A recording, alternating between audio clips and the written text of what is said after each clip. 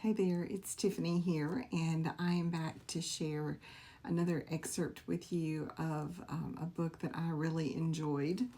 This one is Alice Hoffman, and it is The Invisible Hour. It came out, I think, in 2023, and I read it that same year. Really enjoyed it.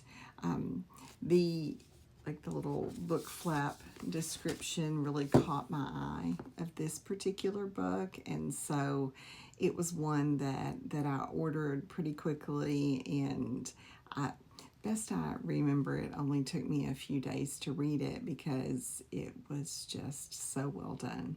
If you're not familiar with Alice Hoffman's writing, then she's definitely a contemporary writer that I would recommend. She really has kind of her finger on the pulse of American culture in particular, and she writes about a lot of really timely themes in some really talented ways. She has that magic when it comes to writing.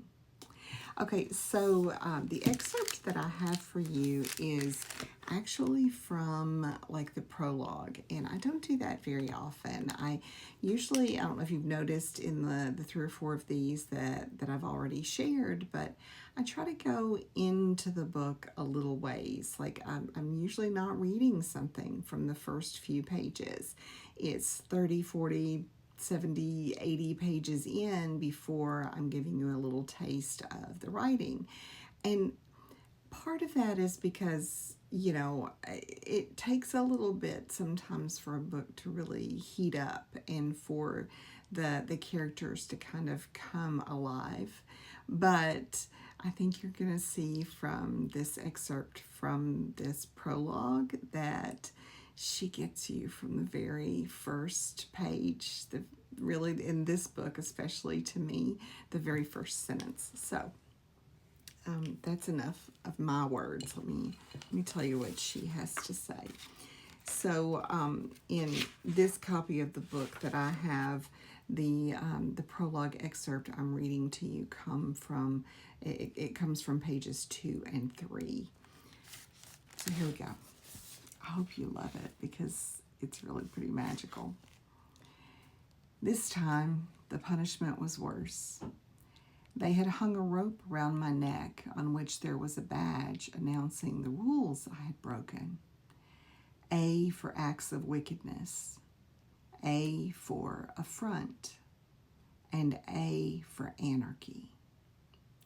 A for avoidance and antisocial behavior. A for ambition.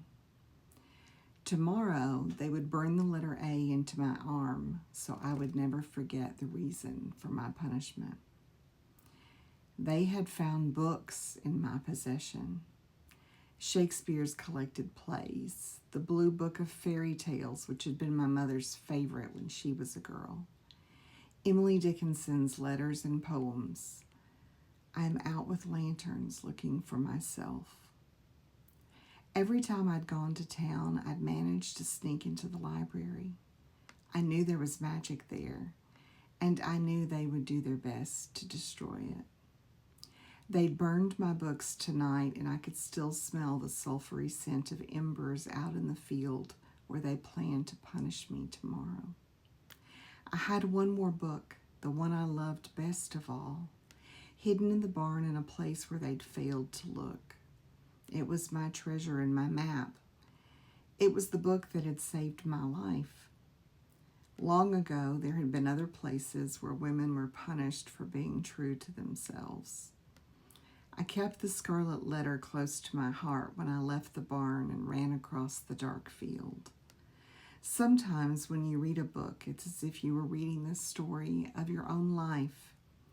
That was what had happened to me. I woke up when I read the first page. I saw who I was and who I could be.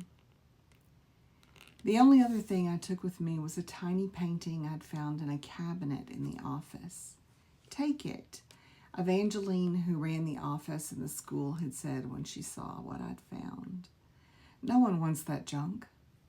It was a watercolor in shades of blue and green that I'd kept beneath my pillow.